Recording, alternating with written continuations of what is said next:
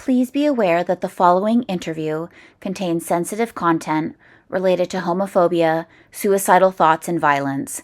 Listener and viewer discretion is advised.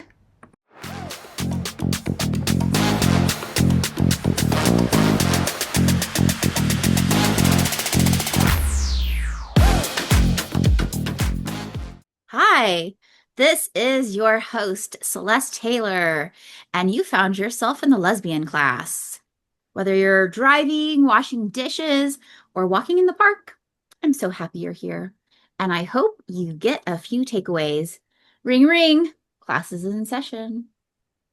My first guest is a guest I'll always remember, partly because of their comic relief TikToks, but more so because this is our third time attempting this interview. Casey is a pansexual, pangender, high school visual art, AP art teacher in their 8th year teaching who came out in their 4th year of teaching. They go by mix in their classroom and openly use they, them pronouns, all while teaching in the South. Welcome to the lesbian class, Casey. Now please stand for the Pledge of Gayness. Just kidding. How would that even go? We should write that at some point. I was thinking about writing it. Now, okay, jumping back to what I just shared about you, year 4, you came out. What all was going on in your life, your 4th year of teaching that prompted that?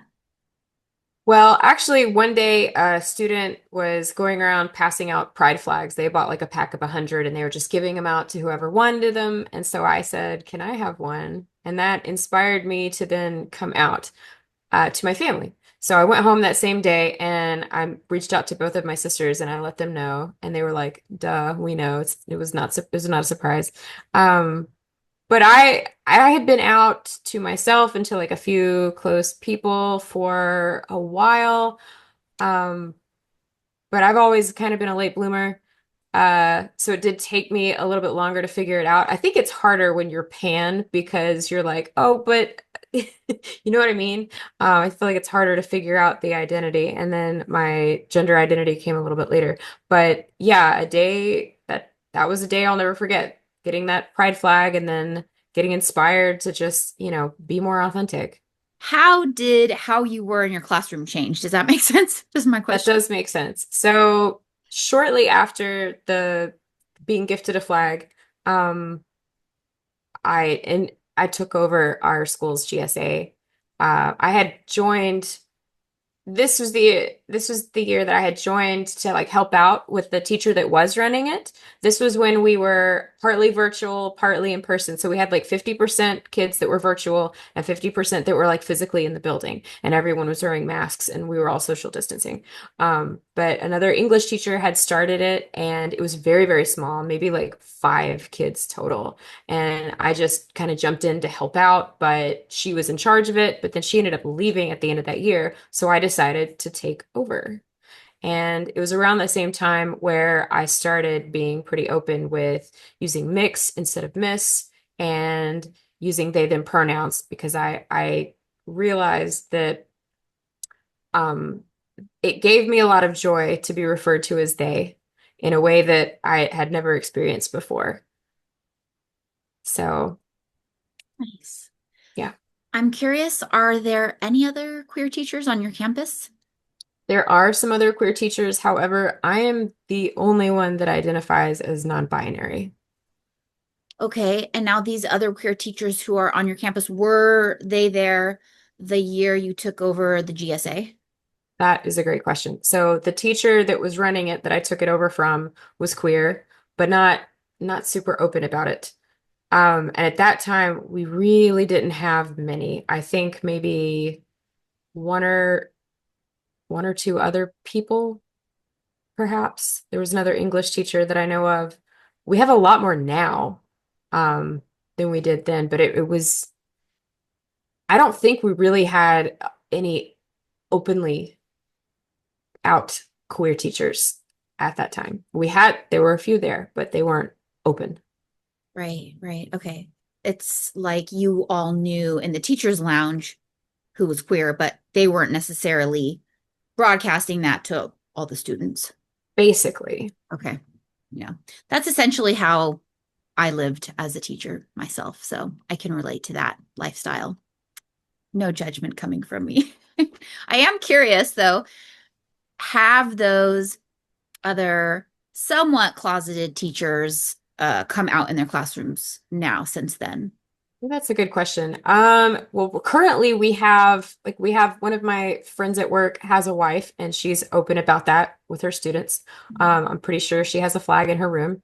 The flags kind of became more popular after I started having them in my room. And then from there, other teachers would come and grab them and have them in their room. Uh,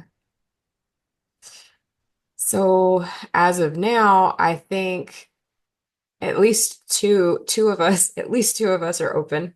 I'm not sure how everyone else is like handling that with their kids, if they're keeping that private or whatnot. But And I'm curious, out of the other teachers who you've shared are now, displaying pride flags in their classrooms, are they solely the other queer teachers, or are other ally teachers also displaying the pride flags in their classrooms?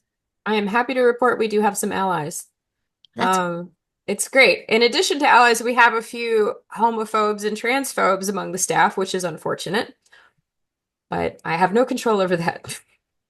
okay.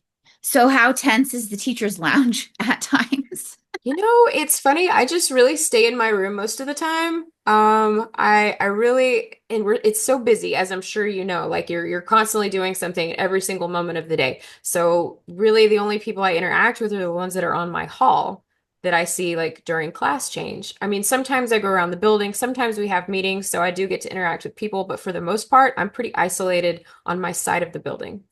Okay. Yeah. I know I was an elementary school teacher, and I know it's different for high school, middle, and elementary school teachers, but I do agree that even the way certain schools are set up, different wings, right? Yeah, you can Yeah. go entire weeks without seeing certain people. Exactly. And it's not one of those situations where we do a lot of like get to know you, bonding, like teamwork, team building stuff with the staff. I wish we did. I think that would really strengthen the whole school and like unite us, but we're too busy and bogged down with the system and the bureaucracy, so there's just not time for that. PD days at the beginning of the year really, I mean, my very first year teaching, my principal included, they weren't icebreakers. I just remember doing this test of what color are you? And I ended up being gold. Do you know that test? I don't, but that's I'm interesting. I'm throwing some random half knowledge out there that I don't even have a full understanding of. But it was this thing that we did the very first day, my very first day on the job, so to speak, right? I'm in this lunchroom auditorium with all these other, my colleagues, every grade level and our Princey. And he had us do this test. And then all of the golds got together, all of the blues, whatever. And it was great.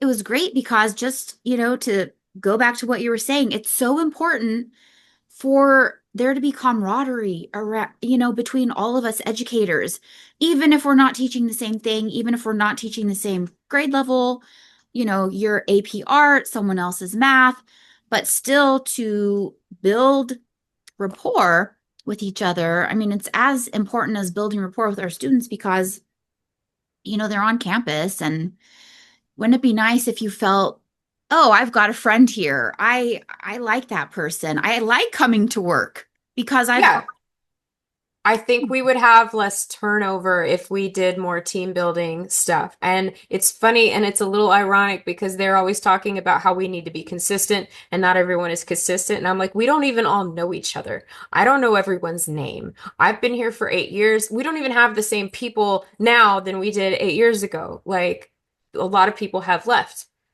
No. So I feel like it would really boost morale for one, and it would help unite everybody, and maybe it would help with that whole consistency thing that they're always pushing. 100%. And you know that all of that energy is bleeding into classrooms too. Yeah, I can only imagine how much better the kids would be relating to one another if y'all, all you teachers, were, had that that true collaboration that we're always preaching, right? it's funny because we hear all the time, we're a family here. which I really hate because one, we're not, and two, we don't even all know each other. So let's not pretend that we're all a family when I don't even know everyone's name. I haven't even had a conversation with everybody in the building. I feel like that's kind of like a toxic work environment thing. I don't think they mean it that way. I think it really comes from a good place. I want to believe that it comes from a good place, but I don't love it because it doesn't feel authentic. You It's know what not I mean? that, Yeah. your principal, huge gaslighter. I'm just, I've never met the person. And I know you have had a situation involving them and your VP. I'm sure you want to share with us. Uh, Oh yeah, we'll get into it. We'll spill all the tea. And it's been very interesting how the dynamics have changed throughout the 8 years that I've been there. Because at the beginning, when I was new, it was rough, but I was like really working hard and trying, and the principal referred to me as one of her rock stars. And then I came out, and then things changed, and then stuff happened. And now, like things are better than they were, but it's still not perfect, and there are still problems. But I will say this before I get into anything, just as a disclaimer, my principal has done a pretty good job of educating herself, and being more supportive, and has come a long way. So I do want to give that credit to her. But 4 years ago, things were rough, and we were not in the same place. HR was involved. It was a whole thing. but see, that is reassuring to hear that. But once HR got involved, and who knows if it was, I'm sure it just wasn't only HR getting involved, but all these micro incidents are happening, and female, yes, Yes, female principal. And so she is taking all this in, right? She's got her perspective, right? And what you just said, oh my gosh, huge red flag. Anyone ever calls you says you're their rock star, run. That is top tier bullshitting. I'm sorry. That is someone who is trying to manipulate someone else.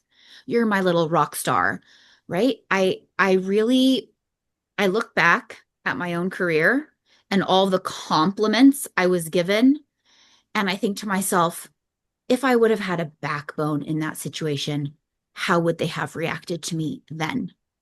If I wouldn't have been, if I hadn't had acted the way they wanted me to act, how would I how would have I been treated then, right?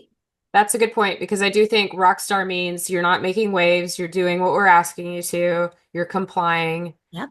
you're following the rules, following Yep. directions. Yep. And Yep. then I got disruptive, and it was different. You didn't get disrupted. You ended up just being authentic, right? That's true. And living your truth. Yeah, And for that to be threatening to people is very worrisome, right? And this is what we're up against. it is. But I feel like the problems that I had, like, were all born out of just ignorance. People are just ignorant. You don't know what you don't know until you know. So I feel like I inspired some change. I inspired some education. I helped to educate people.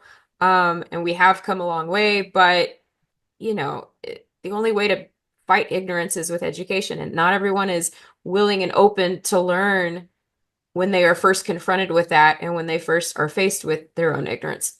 People don't like that. People don't like to, especially if you're in charge. Sure. So I kind of get it. And my principal had gone from being my assistant principal, and then the principal at the time, the man who hired me, he left right before the pandemic. The principal that hired me left after my third year, and they promoted one of my assistant principals to principal, and then the pandemic happened right after she took over. So I know that was definitely had to have been a lot to deal with. Very stressful Baptism by situation. fire. Yeah, and when you're new in a position, you want like to do everything right, and you want things a certain way, and there's a learning curve there because it's a whole new position.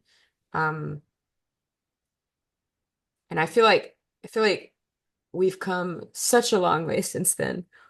But, in the beginning there, it got a little hairy. And I know that you saw when we come back to the documentary, but basically to go over the timeline, the first thing that happened was a parent complained about me having pride flags in the classroom.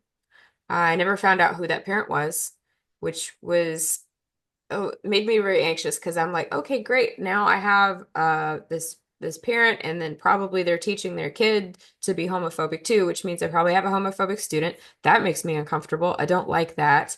I want my classroom to be a safe space for everybody.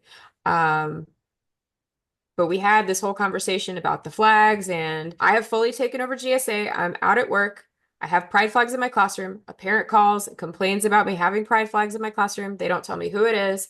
I don't know whose kid it is. It's a little nerve-wracking for me, but they suggest that I put them away, is what they said. I said, so you want me to hide them? And they were like, no, not hide them. Maybe just have them out during your meetings. And I said, okay, it is late October. These flags have been out in the classroom since August. That's going to send the wrong message. That's going to make the kids feel like, oh, it's only okay to be who you are at the meetings. And I don't think that's really fair. And I don't think that's the vibe. I don't think that's what we want to do. So I did not take them down. I left them in my room. They weren't like front and center. They weren't part of my curriculum. They were off to the side in labeled jars, and they were there for the kids that wanted them. The kids knew they were there for, if they wanted them. A lot of kids would come visit me and get them. We actually have a really large population of queer and trans kids at my school. Imagine. Um, And just to clarify, so these flags you had in jars, just to if a queer student came in and they wanted to have one forever, they're just able to take them home and just keep them whatever. You're just giving them out yeah. that one, right? Yeah, and I was purchasing these flags. Like I paid for them out of pocket. They didn't come from any school money or any budget that I had. I Mhm. bought them. Um, yeah, and they were just there. And I thought it would be smart to label the jars because that way people would just know, oh, this is for me, this is not for me. Mhm. And it would avoid being like asked in the middle of class, hey, like, not that that was happening anyway, Mhm. because it was not the focus of my class. But I think that was the issue. They kept saying things like, it's not part of your standards or part of your curriculum. Even though I could argue that a flag is definitely art because it's got color, it's got shape, it's got line. It Yeah. is art. Yeah. Uh, I can't but tell you. I honestly I can't tell you how many teachers I worked with in a very conservative area who had crosses in their classrooms. that's the thing. That's the thing. A lot of emails from the higher ups would end with many blessings or God bless. There was a pre-planning day where they called us over the intercom to come and gather in the front of the building, and I was like, what are they going to do? Pray? And they did, and it was very uncomfortable because it's a public school. That's I get illegal. I get that we're in the Bible Belt and that is like the norm for most people, but we have to serve like our entire population, and not all of our kids are Christian. We have They had the students doing it too? no, it was the teachers, but I'm Oh, saying like it felt inappropriate because not just with the kids, with the teachers, they're not everyone is a Christian, not everyone thinks yeah. and feels the same That's way. Maybe the majority are, but it's a public school. It's got to be like for everybody. And that's the issue that I have. Like people can do whatever they want on their own time, just like we're supposed to have separation of church and state, and I don't think any of that belongs in a public school. yeah, But there are people that feel that way about the pride flags. So that's like on the other end of things. They think the kind of the opposite. right. Um, Well, it's so not it's like you're interesting. making everyone say, the pledge of gayness every morning. Right. No, the parent that complained was under the misconception that I was having like all of my students pick a flag and claim an identity, which is absolutely insane and definitely not what was happening at all. They were just there for the kids that wanted them, and there were a lot of kids that wanted them. Do you know how much I've spent on pride flags over the years? I Hundreds. don't, because it's a lot. Hundreds. So much money. Um, So yeah, that was kind of the first thing. This happened like late October of that year.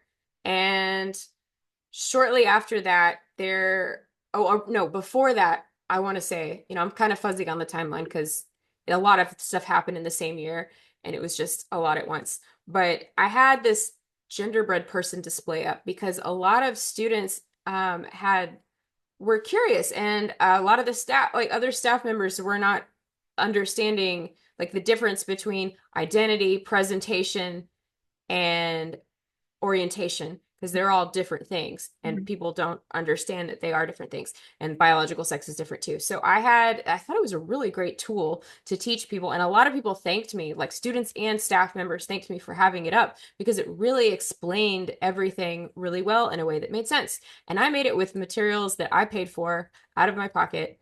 None of this materials were stuff that the school had paid for. It was all me, but it got taken down one day without warning. Just I it was up on a Tuesday. I came in the following Wednesday. It was gone. I had a panic attack. It triggered a migraine. I had to go home for the day.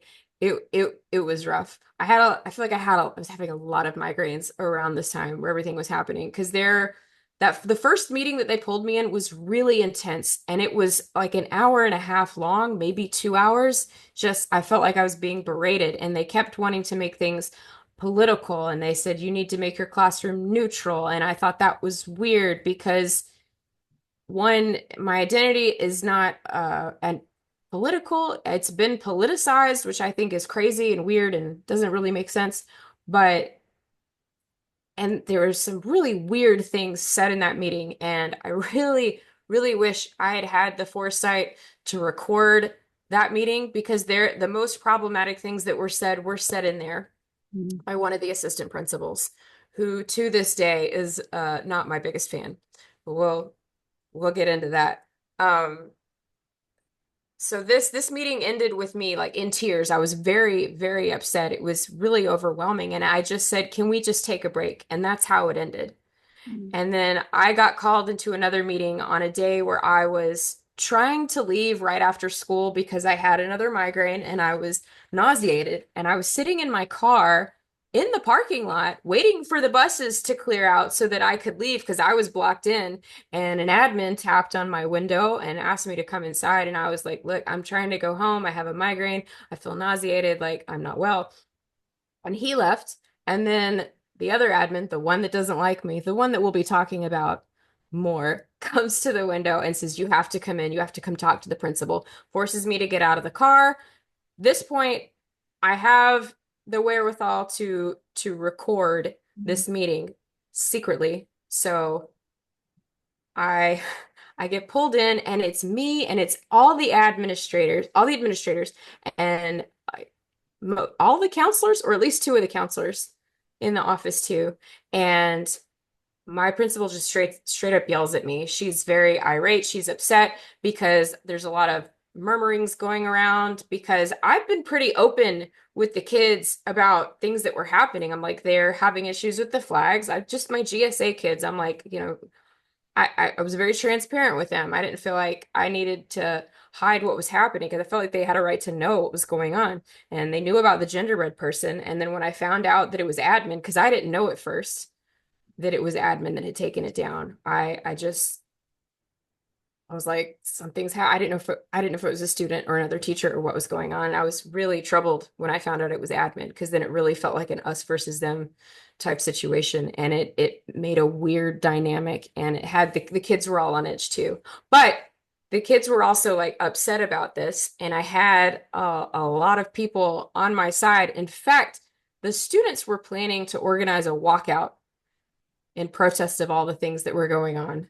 That sounds like it's a Um, big deal. If it there's gonna be a was. walkout. Yeah, it was a lot. Yeah. And then there were all the kids, all the band kids were on my side for this, and they were passing around little sheets of paper, colorful strips of paper that it said LGBTQIAA because they were trying. Like it was close. And they're passing those around, and the admin had one in that meeting. They were like, "Is this you? Are you responsible for this?" And I was like, "No, because if I had done that, it would have said LGBTQIA plus." Mhm. But no, that was not me at all. But like obviously I had some of the school on my side, and this was an issue. And my she even said, I got problems, like this is a problem. People are saying I'm homophobic. And again, we've come a long way since then, but at the time she did pull out her phone to show me pictures of her gay friends to prove that she was not homophobic. And the whole time this is happening and they're yelling at me, I am in so much pain because of the migraine, and I feel like I'm gonna throw up. And I even mention it at one point, hoping maybe they'll just let me leave because I'm not well. And I'm like, I'm sorry, I'm nauseated. I feel like I might throw up. I don't want to throw up in your office. And she was like, me too. There's the trash can. She was not having it. She was pretty irate during I this meeting. I honestly wonder what she was hoping to gain out of really essentially holding you hostage there and after contract hours and giving you zero notice for the meeting. Not okay, not acceptable. And this is a teacher thing and this is an admin thing that admin shits on they shit on teachers all the time or they treat us like shit, right? Like we're at their beck and call. And it's so interesting how the laws of break time, start and stop time just doesn't seem to apply to teachers. So the mere fact that you're in your vehicle makes me think that, hi, day was done, contract hours done. You need to go on your merry way. If they want to call you in for a meeting, they send you an email. Oh, it definitely felt like an ambush, and I think that was Definitely. kind of the idea to catch me off guard. Also, this must have been the third meeting because there was a second meeting that I did record, and then she found out I was recording during the meeting, and she was like, "Oh, I didn't know you were recording," and her whole demeanor changed. It was very interesting. She was a lot nicer after that. But when I got pulled into this meeting to be yelled at, where I had the migraine and felt like I was going to throw up, she told me at the beginning of the meeting, if you're recording, I needed to stop. And I said, okay. But I didn't. I had overalls on. It was in my little front pocket. And I was just like, yeah, oh, Clarify for me the very first meeting that you got called into, was that about that was about the flag situation, right? You being reported by the parent or whomever. yes. And then the second meeting when they pulled you in, ambushed you when you were in your car, that That was was the third meeting. The that car ambush was meeting three. The second meeting the principal wasn't in the first meeting. It was the assistant principal and the head of the guidance department. hmm, And they both said some very troubling and ignorant things in that meeting. At one point, and I'm not totally sure where he was going with this, but the problematic AP, we'll just call him that, um, said, if I have a poster in my room that says, I lick boots, and I was like, I just cut him off. I said, okay, you can't reduce it to just what happens in the bedroom because there's more to it than that. Like, it's honestly super weird and creepy that people go to that place and make it like that because it's like, what are you spending your time thinking about? You've got some things you probably need to unpack. yes. And yeah, and so yeah, that meeting didn't re it recorded. That meeting was exhausting. That meeting was the one where I was just in tears by the end of it and just exhausted for because it was like an hour and a half, 2 hours, just this back and forth. And I was just like, let's take a break. And then the second meeting was the head of guidance and the principal. And I think that was it. And then that's where she found out that I had been recording that meeting. Um, and I had come into that meeting more prepared. I had facts, I had data. My principal's huge on data. Uh, Funny story about that later. So I was like, trying to stand up for everything and be like, hey, like these kids need our protection and our support.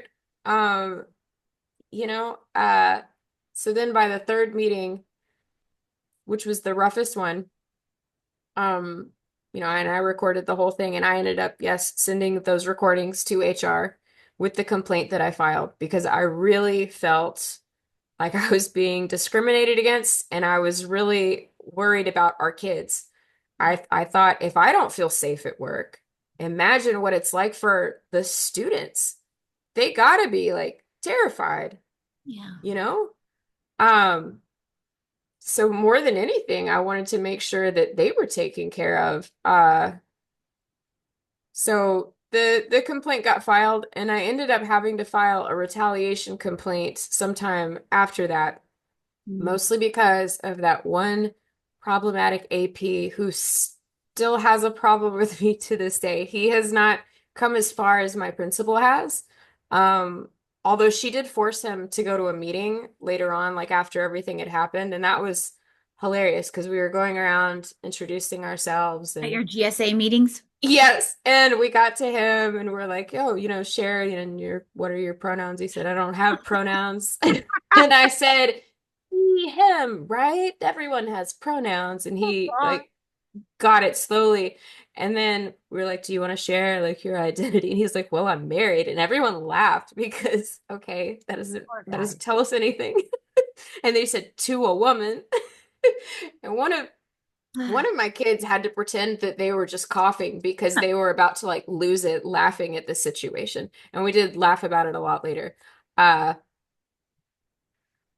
but yeah. And we won't even go into how much compassion we have for that man's wife. I'm saying I don't, yeah, I got more stories just about him. I think I'll have a whole stand-up set just with jokes about this man. And one day, one day when I'm not working there, I'm TikToks, gonna let TikToks, it, making yeah, TikToks. exactly. Everyone will know.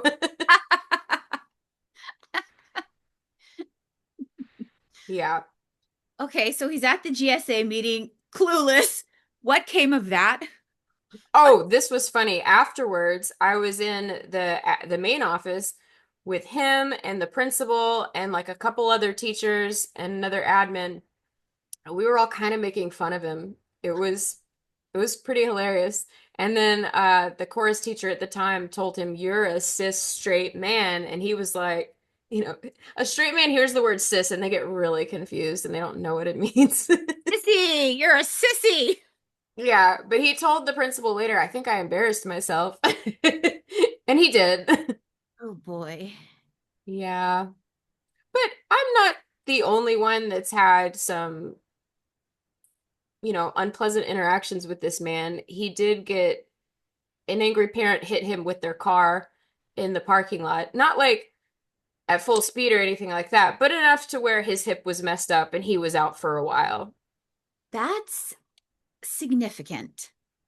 He's also been punched by a student. What? Oh my goodness. So, I mean, not that we need to, make light of these events. Yeah, or make it all about him, because definitely don't want to do that. But At of least just, you know it's not only you. yeah, Yeah. exactly. I guess there is something, a little bit of, ha, to be, a little breath that can come from that. Okay. Yeah. Is But bigoted against, gay. even now, I feel like he's still not over everything because last year I'd had a copier in my room for like 3 years. And for me, it really felt like an accommodation. I really needed that. Because I'm a neurodivergent teacher, top of everything else, of course. Uh, so he took it out of my room and he said that the media center needed it. They did not need it. The media center specialist told him she didn't want it. She was like, "I don't want this." And he was like, "You're getting it." And he was really ugly to her about it. But they didn't need it because they already had two copiers Oh my in God. the media center. And this year there's a copier in the room across the hall for me, and I am friends with that teacher, and fortunately we have a good enough working relationship to where I can go in there at any time and use the copier. Yeah. But there are times where he's not in his room when I'm on my planning and when I need to access it. So I requested this year, at the beginning of this year, for a key so I could get into his room when he wasn't there. So I would always have access to the copier. If they're not going to put one back in my room, this is the next best thing. I thought this is a good solution. But guess who's in charge of getting keys made? Your BFF. Yeah. So I have not gotten a key. So I'm I wondering, requested this at the beginning of the year. It's May. The year's almost over. I have no key. how dicey of a situation would you be creating for yourself if you were to go to the media center and say to them, "Hey, give me back my printer, what copier printer, yeah?" And you could hide it under a blanket in your classroom or something. Like a heist, just go in and like swipe it. Something I would do. I I love that. I try feel it. I feel like all that would accomplish would piss him off and he would make a big scene about it. That is my guess. Mm. Because I did like the media center specialist and I are friends. So we did try to like see what we could do and I asked to get it back, but nobody was really taking me seriously. I think at this point they saw me as a problem because of the HR complaints, but I felt like those were completely valid. And honestly, the printer situation feels like retaliation to me. But there had already been a retaliation complaint follow-up, so Or or he was just so paranoid that you would be printing out a lot of gay agenda crap. maybe. I didn't even think about that. Yeah, you never Like, know. You could say yeah. something to him like, "Hey, if I sign something vowing that I shall not print out any gay shit, can I have my copier back?" But no, I think it's a lost cause at this point. Hmm. And you really got to pick your battles. And at the beginning of this year, I asked for a lot of different accommodations because last year I was finally officially diagnosed with autism and sensory processing disorder. I got diagnosed with ADHD back in second grade, so I've always known that I was neurodivergent, but it was a whole different component with the autism diagnosis, especially the sensory thing, because that's something I was completely in the dark about. I really genuinely thought everyone was a little physically uncomfortable all the time, and maybe I just wasn't as good as dealing with it as other people. But the doctor that evaluated me, when I made that joke to her, she was like, "No." I was like, "Oh, okay, that's a big revelation for me." And it's really like opened my eyes to a lot of things, but I'm also trying to be more considerate of myself and make sure that I'm not overwhelmed or overstimulated. So like now I wear comfortable clothing to work. I wear like sweatpants. I mean, Oh, so I you're the I gym dress them teacher up, in but disguise. yeah, kind of. I kind of look like a coach, but I'm not a coach. And I was told I couldn't wear shorts because I'm not a coach, and I was like, okay, whatever. Accept what I got. But yeah, I feel like it's just kind of been an ongoing thing, and I found out this year that our HR person that is assigned to our school is also a Baptist pastor, Hmm. which I was pretty upset about because I feel like that's a huge conflict of interest. There's no way he can be unbiased. In fact, we had a meeting at the beginning of the year because, the BS never really stops. Then there's always going to be somebody that has an issue.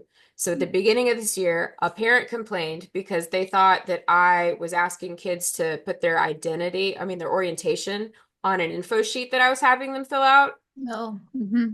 And I was like, on the info sheet, I asked for their preferred name and their pronouns, not their orientation. I don't care. I don't need to know. That doesn't need to be documented. But I do want to know what they want to be called and how they want to be referred to because I have preferred pronouns that I want them to use and it's a mutual respect thing.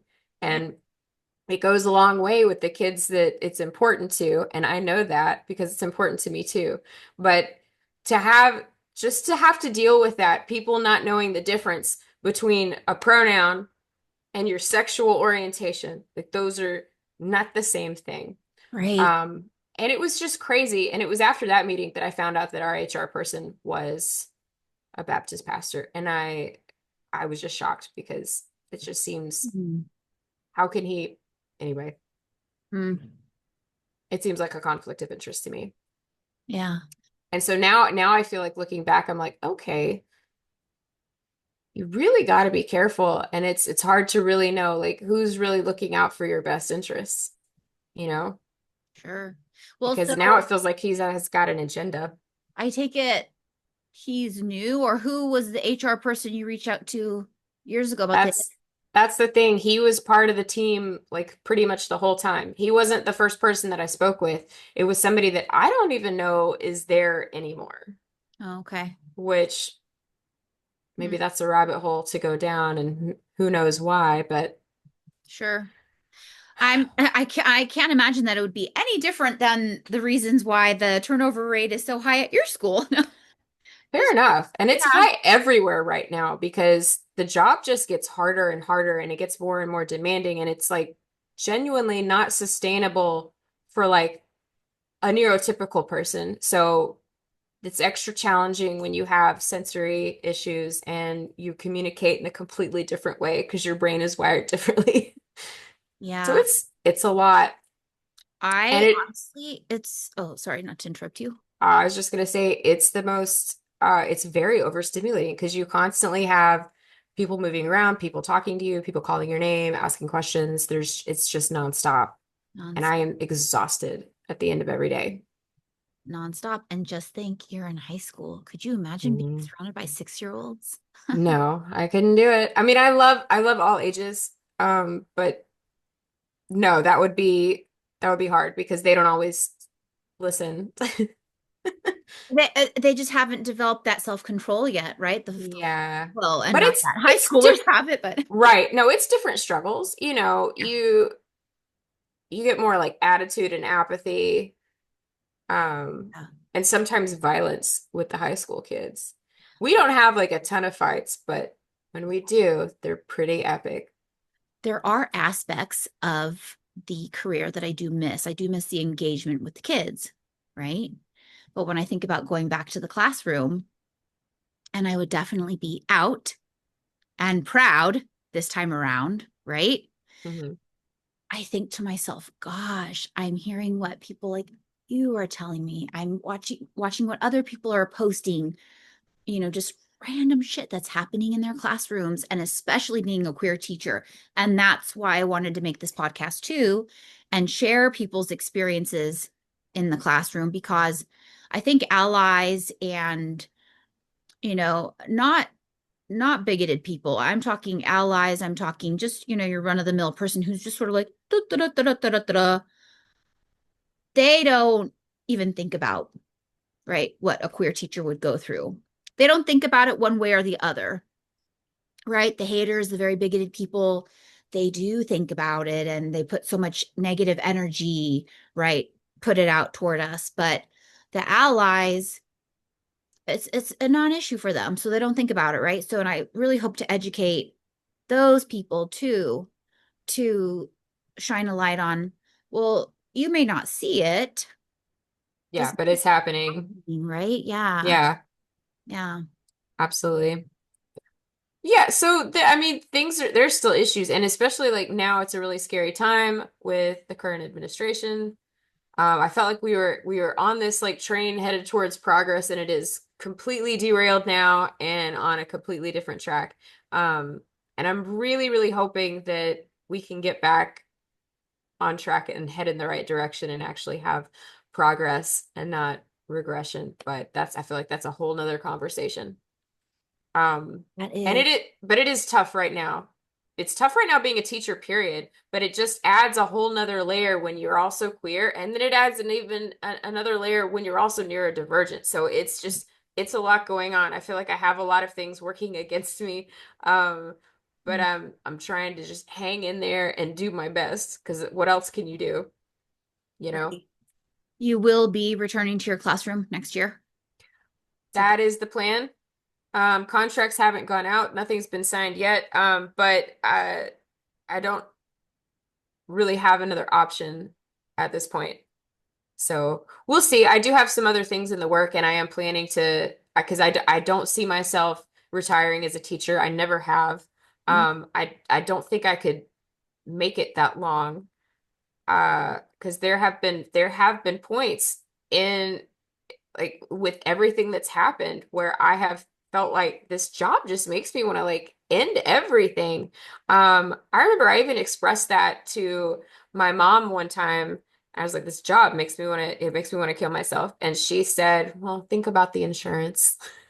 It's just not helpful at all. not helpful at all? Yeah, I'm thinking, well, you don't need insurance if you're dead, but thanks for the support. Anyway, I'm still here. I'm still kicking. I'm not going to go anywhere, but I also recognize and understand that this is not sustainable for me personally. And I feel like a lot of people in the classroom probably feel that way Yeah. because it is tough and more like you get more responsibilities piled on every year. Yeah. Things just get more micromanaged and then everything keeps changing and we're adding like all these new platforms and new systems and new things that you have to do but the the pay is not increasing any at all. And I feel like part of the reason, because you mentioned before that it just feels like the principals and admin will sometimes just like shit on the teachers, but I think there's a little bit of a trickle down effect because I feel like because they're in the position that they are, they've got people that are higher up over than them that are making them get because they're holding them accountable for everything. So then they're responsible for if your teacher, one of your teachers does something stupid, you're held responsible as the principal. So you got to keep everybody in line and it kind of trickles down. The problem I have with the whole system though is the principals are getting paid 3 times what I'm getting. Yeah. So Yeah. it's got to be a little bit easier for them. Like, are they stretched very thin? Yes. Are they overworked? Absolutely. Are they there like ridiculous hours? 100%. But they're also getting paid a hell of a lot more. Yeah. Yeah. And we're all working hard and if not, harder depending on what it is. It's different. It's a different kind of being in the classroom versus being on the administrative side. I'm sure they're different. There's different stressors, Sure. Sure. different things to worry about. I agree. I know it was always my goal too, because teaching was a second career for me too. And it was always my goal to teach for, I had 15 years in my mind. I don't know why. And I said, I'm going to teach for 15 years and I'm going to do something else. And I got sick. I got really, really sick. So it was a gift, a huge, I look back. I would never say that then, but I look back and I left my classroom June of 2019. Wow.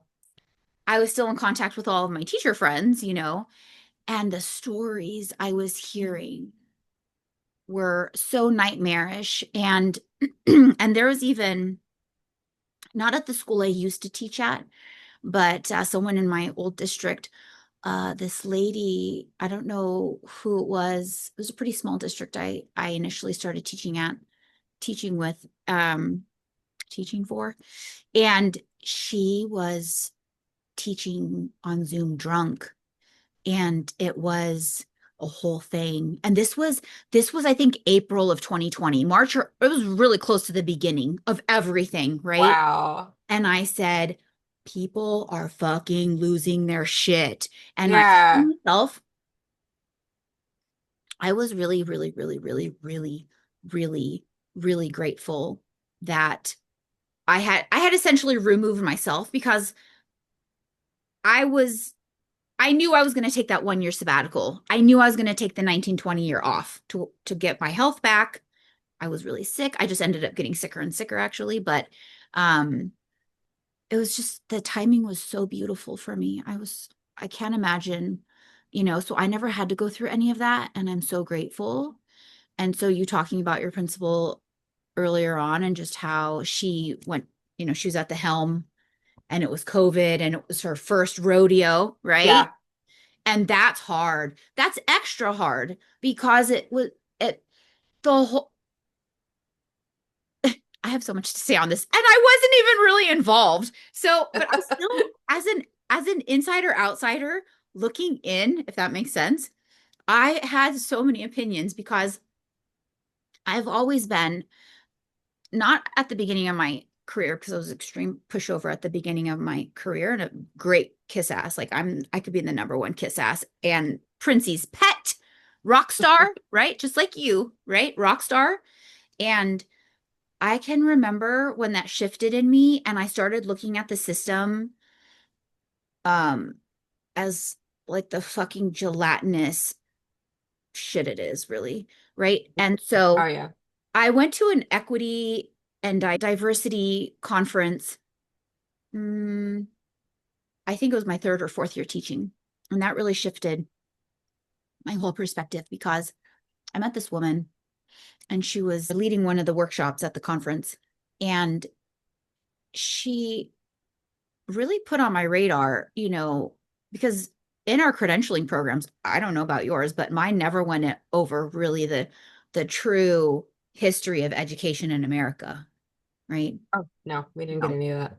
And her workshop was all about the history of education in America.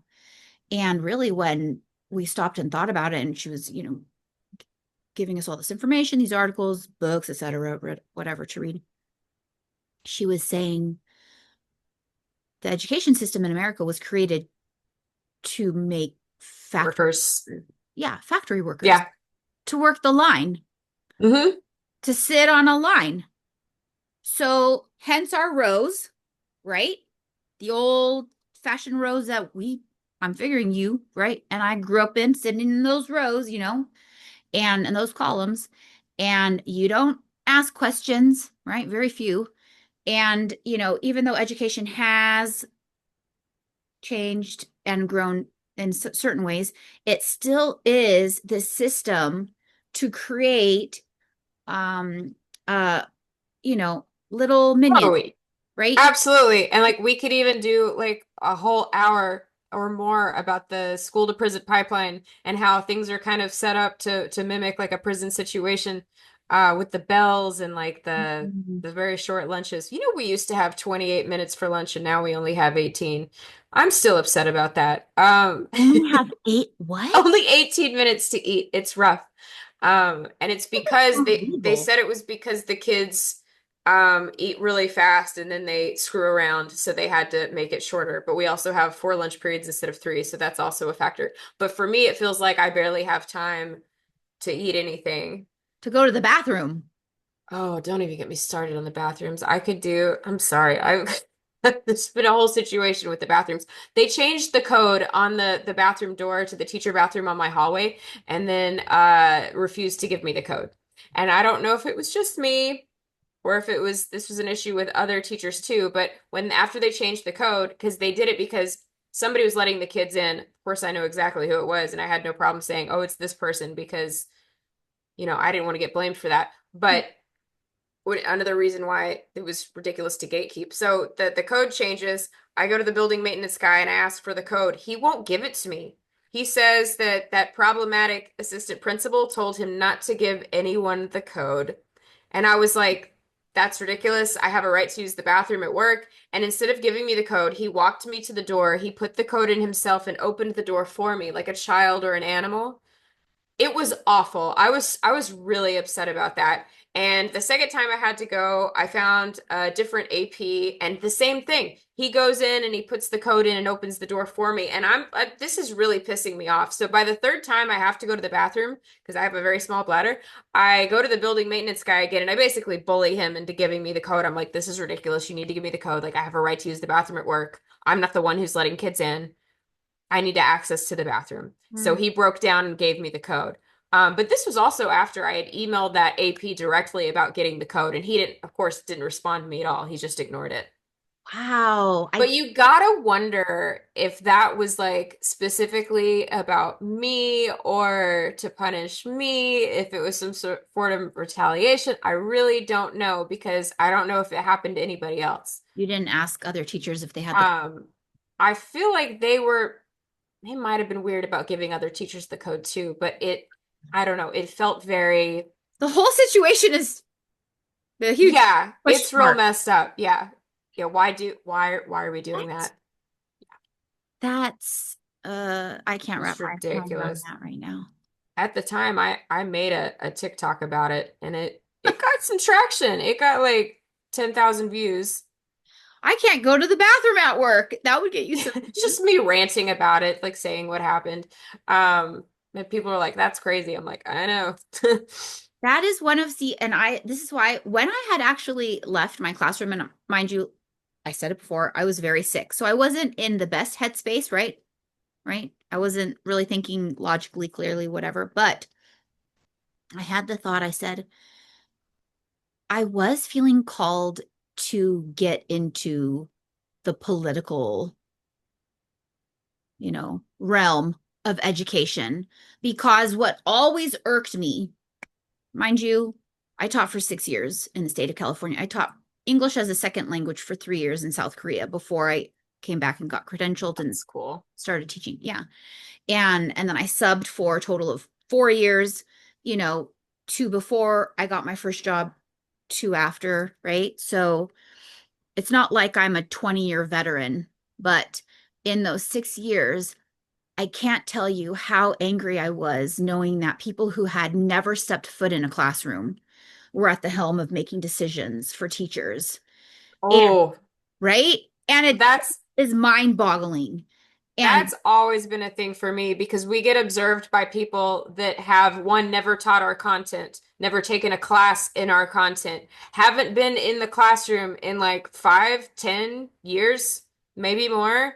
yeah. And they're the person that gets to decide how well I'm doing my job. I really don't agree with that. I don't agree with how observations are handled at all. And I think they are changing the process and making it a little bit better, but that's always been something that has really bothered me. Also, I wanted to touch on this because I know we've been talking about the all the animosity between the administration, but we haven't even talked about like the instances of homophobic students because I've had some crazy stuff happen with students. I had one kid in particular that had to be removed from my class because he was just giving me a hard time all around, but on top of that, also misgendering me on purpose and like saying things behind my back and like going up and messing, like cutting the flags up and stuff like that. Mm. And then there was one day, like after he'd been removed from my classroom, I saw him running down the hallway, chasing his friend who was in my class at the time. And I see him heading towards the door, and I stand in the doorway, and he's like, so and so took my shoe. I'm gonna beat his ass. I said, the hell you are. And I put my arm across the threshold of the door to block him from going in. He grabs my arm and forces it up and moves and goes into the room and then chases the kid around the room with one of my stools. No. And he did get suspended for that. But like that's crazy stuff. I've also gotten a harassment text that I think is from a student. They looked into it, but nothing ever came of it. And I'm just like wondering how much time they actually spent trying to figure out where it came from. Or maybe it was just a dead end. I really don't know. But I got this really awful hate text, and it was clearly written by a student. Like you could tell just from the way it was written and the information, like they knew what color my car was, which was a little scary. And the ironic thing is I received this while I was at a gay wedding. Oh. Mm.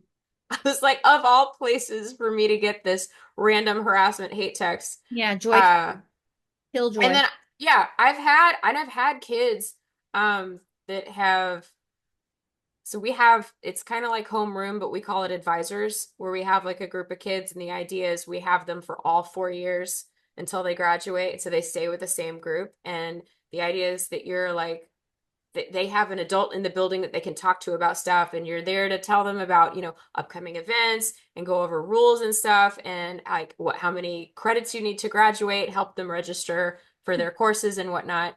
And I there was a point last year where I had kids added into my room because they wanted to like help the sped teachers out a little bit to level things out so they weren't so overwhelmed.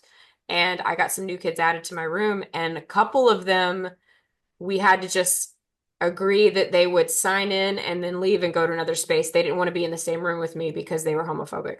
Oh, wow. I guess they thought that they could catch it by being in the same room with me, which is hilarious and sad to Really think sad. about Really because sad. that's it's not how it works. And that comes with teaching the older kids. I think I did hear maybe one of my sixth graders at the rougher school I taught at, um, use gay as a insult. Um, it wasn't actually a thing. It was interesting, to be honest with you, that it wasn't there because kids can be mean. I'm glad I never had to deal with it, the homophobia. Yeah. Well, That would be hard, especially coming from a juvenile. yeah, we know it's interesting, and I feel like definitely worth mentioning here. And you may or may not be aware of this, but I found this article about this study that was done, and they found that the more homophobic somebody is, the more likely it is that they're gay themselves, and that's just internalized Yes. hatred. And I feel like if that's true, there's probably some similar thing happening with people that are transphobic. Maybe Hmm. they secretly wish they could express a different gender or maybe be a little bit more feminine, a little bit more masculine, and they feel trapped and confined by the gender norms. I don't think they've done a study on that yet, but the other study I do have like printed out and just like hanging on the little bulletin board that I have with all my club stuff, just in Nice. case anyone wants to see it. Um, but I feel like that's important to acknowledge and to call attention to because honestly, if you're being homophobic, that's suspicious to me. That's very sus. I feel like, okay, you got some things you need to unpack. And who is this hatred really directed towards? Is it someone else or are you projecting? Yeah. You know what I mean? Yeah. I do know what you mean. Yeah. It's abundantly clear with certain people that that's what's happening, and then I think other people are just drowning in religious fear, religion Yes. induced fear, religion induced fear. There are a lot of kids that are being taught really hateful, harmful things at home, and then they bring that into the school. What I think is really nice though is that you will always have those kids, especially at a high school level, that know what's going on. They pay attention to what's happening in the world and current events. They're up to date on politics, and they will school each other, which is really nice because there have been moments where a kid will say something really ignorant, and I'm just like holding myself back, wanting to say something and like correct them on it. And but then another student will jump in and be like, no, actually, that's wrong. Like, who taught you that? Who did Right? your parents vote for? Oh, that explains a lot, that kind of thing. And Yeah. that's kind of nice to see that there are those kids out there that know what's going on. Because I feel like when I was in high school, I was really oblivious to current events and things that were happening in the world. And I didn't care about politics because at the time it didn't really feel like it impacted me at all because it really didn't because I didn't know who I was, you know? But now now I'm being, specifically targeted, Yeah. current administration ran on a platform of transphobia. So that's that's been that's been lovely to deal with on top of everything else that's already happening. Well, I know we're going long, but before we wrap up, what would you want to share with a teacher who is closeted in their classroom right now? What words would you have to share with them?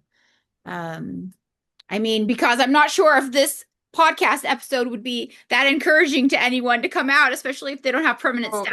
gosh. Um, Well, I think that's something that's like a really personal decision, but I also feel that you shouldn't have feel like you have to like hide part of who you are. And it's not just about what happens in the bedroom. Like if you meet somebody and fall in love, that's just it's a relationship and it shouldn't matter. Like I hate that we're in the climate that we are now where it probably would be really scary and I could totally understand why a teacher would want to stay closeted. But I feel like even though the situation, like things are the way that they are right now, I feel like it's important to stay true to yourself and just to continue being authentic. And I don't think anyone should have to hide who they are for anybody. yeah. And I really look back at my time, especially the last couple of years, because I was out with my colleagues, right? But I didn't have any family photos. I didn't have a pride flag. I wasn't openly talking about my queerness with any of my students. So my last 3 years, I was out with colleagues. So those were the years I taught sixth, fourth, and first grade. And so I never talked about it with any of my students. And in retrospect and looking back, I'm disappointed in myself. And I think that would have been an awesome opportunity to be a role model for those couple of kids. I mean, 1 year I had 36 kids, 34 kids, 32 kids. So what? Three kids probably at least in each class. I mean, if we're just going with Yeah, stats. So statistically. to be a role model for those almost 10 students, right? And I didn't take that opportunity. And also, I can say with being out with my colleagues, but not fully embracing my queerness, there was I always had this, well, are they being an asshole to me right now because they're bigoted or are they just an asshole? Does that make sense? Yeah, like And and so I never broached those issues with certain people head on. And in retrospect, I wish I would have done that also, right? Really yeah. kind of in retrospect, I wish I would have hashed stuff out with certain colleagues to see, hey, what's going on? Are you a bigoted asshole or are you just horrible, in general? You don't always know until it's like right there in your face. Yeah. Um, but I think making it the focus of your class, it's just something that you shouldn't have to hide and you should be able to be honest about. If somebody asks you like, "Hey, are you married?" and you have a wife, and you should be able to say yes. You know what I Mhm. mean?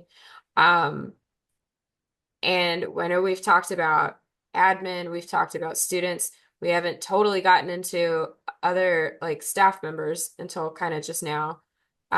I there's one teacher in particular that works like around her room is around the corner from mine, and she's pretty openly homophobic and transphobic. Also, like a weirdly a misogynist. Uh, which is a lot to unpack. But she told one of our mutual students she was misgendering me, talking about me to this student, and the student was like, using the correct pronouns, and she told this student, "I'm not going to support those delusions." And of course, the student came back and told me about it, Mm. and that was such a defining moment because I had always tried to be like polite to her, even though I knew, kind of where she stood, but I didn't know she was going to be that openly hateful and say something that's really stupid, honestly, to say something like that to a student because they're going to tell. They're going to say something. Well, and it's That's very not, it's not going to unprofessional. be have a secret. Uh, after I found out about that, I talked to admin. I said, you better have a conversation with this person before I go to HR. And she doesn't really talk to me anymore, but every Sounds like time I that's for pass the the best. hallway, also, I can't hear you anymore. I don't know if you can hear me, but I'm not able to hear you anymore. So I know you made a documentary about some of the experiences you've had as a teacher. Do you want to talk about that? So after that horrible year with the HR complaints and everything that happened, that the following summer I made a documentary about the whole experience because I am an artist and that's what I like to focus on in my art is how I'm feeling. It's all what it's about. So I was like, how can I take this terrible thing that I've experienced and educate people and turn it into something valuable? So I got with a friend of mine and we made this documentary. It hasn't been released to the public yet. I do plan to do that at some point, but I'm going to wait until I'm no longer employed with my current school district. Um, I will do that courtesy. But I thought it was important to share my story, especially since I know that other people have probably been through something similar. And although we have not released it to the public yet, it has been entered into some film festivals. And what did I get? It was so funny. Best gender non-conforming representation in a micro short, which is so like niche and specific. But hey, I will take it. So that was fun. We actually flew out to Merced Hmm. for that and went to it was part of the Merced Queer Film Festival and like Pride was happening at the same time. So it was like a really, really fun trip. It was also around the like my birthday at the time. So that was super fun to get to have that experience and get to do that and to document the whole thing and to know that like I have this, it's documented, it's here, and yeah, people will see it eventually. Well, I've been lucky enough to see it, and I think you did a wonderful job with it. So Thank kudos you. to you. And honestly, I think that it's always interesting to me hearing about people who go through whatever experiences, right? And then they end up writing a book or doing something like you've done, making a documentary. And years ago, I would have never thought twice about it. But after being as sick as I was and going through a really tough time, I look back and I think there are people who, while they are sick and dying, write books, do stuff like that. And I think it really takes a whole other level of passion, drive, it's Yeah. something, right? So it makes sense to, knowing that you're an art teacher, that you would make art out of what happened to you because I think there are so many of us who, when we go through hard things, we kind of just shut down. Yeah. Well, also storytelling has always been an important part of my life because I grew up in theater. I was a theater kid. In fact, when I started on my whole venture to get certified to teach, I was planning to get certified to teach both art and drama, but this job kind of like it just kind of fell in my lap through a connection that I had, a theater connection actually. They needed the position filled, so I took it, and it's been a really interesting experience. Because I confession, I never actually took art in high school. I didn't start until college, because I didn't get that interested in visual art until after a car accident and a brain injury my senior year of high school. And Oh. that kind of changed everything. You may or may not know, but there's a test for creativity. Before the accident, I scored a 50%, which is an average score. And afterwards, I scored 100 and I started painting nonstop and I got really into art. But I was still like on track to do theater because that was always my plan. I grew up doing shows and I started off as a theater major when I was at college, but the department head at the time was kind of an awful person and it felt like it was his mission to make somebody cry at least once a day, and that was just not the vibe, and that was not the theater environment that I grew up in too. It was all about your partner's the most important person on the stage, teamwork, be a team player. It's all about ensemble. It's not about being the star or anything like that, and that's what I came from, and it just was not that experience in college. So I was like, I don't know what I'm going to do. And my mom was actually said, "Why don't you do art?" And I fell in love with it. Um, but it's funny because after I graduated from college, like I really didn't care about the art degree. I just wanted to get a degree in something because my parents told me they would help me pay for Second City in Chicago to do improv classes if I got a degree in something. So I was just like, okay, this is fun and I absolutely love it. And it's a part of who I am now. But I am like a performer and a storyteller and an entertainer at heart. Um, that's another reason why this classroom can feel very constricting for me because it's not the captive audience that I really want. And it's not always that they're not always that captive. They are captive, but they're not Because they have to captivating. be. Yeah, exactly. I mean, I do make them laugh, but it's not like open mic night every time we start class, unfortunately. Uh, Yeah. so I don't know. This whole journey has been really interesting, and part of me feels like my time as a teacher has really just been material for a future stand-up special that will happen at some point. Yeah. I was gonna Yeah. say, if you want your captivated audience, do bump down to first grade. I swear that year I'd walk out of a school, everyone, oh, I'm just the coolest. I have all the kids love me. They love everything at that age, everything. They're just I agree. Yeah. I have a 5-year-old nephew and everything is hilarious. So yeah, everything easy audience. I love it. I said it was just yeah, like, oh, I love this. I love this. Yeah. But their parents were the worst.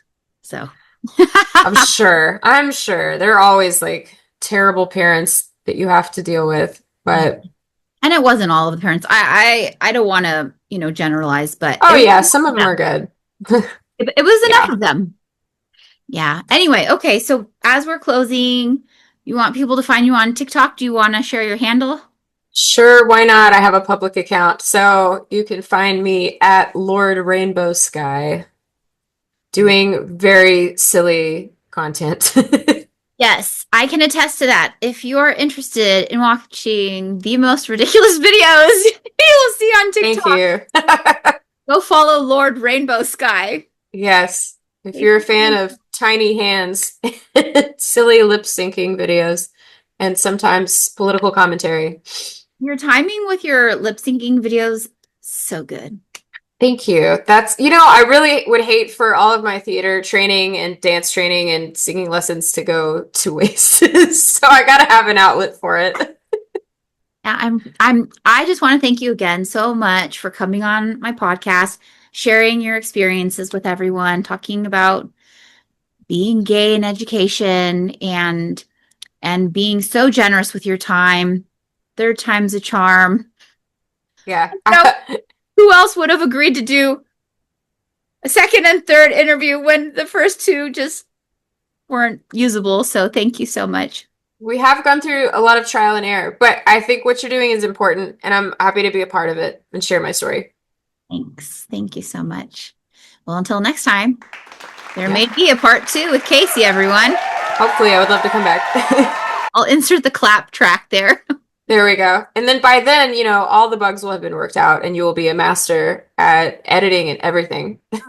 Hopefully. We'll Yeah, see. At the speed I'm going, maybe. you'll get there. I'll get there. Yeah. Great. Well, thank you all for listening. Take care, everyone.